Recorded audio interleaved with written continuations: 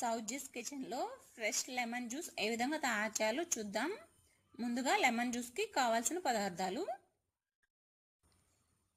పంచదార, నిమ్మరసం, ఉప్పు తీసుకుంటున్నాము.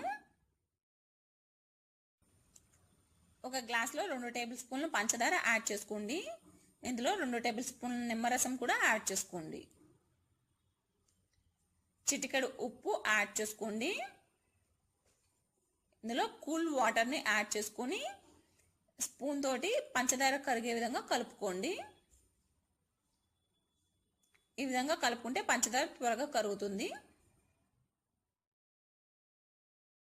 ఇందులో ఐస్ క్యూబ్స్ని యాడ్ చేసుకొని సర్వ్ చేసుకోండి. ఎంతో సింపుల్గా నిమ్మరసం రెడీ అయింది. చూసారు కదా ఫ్రెండ్స్, లెమన్ జ్యూస్ ఏ విధంగా తయారు చేయాలో మీరు కూడా ట్రై చేయండి.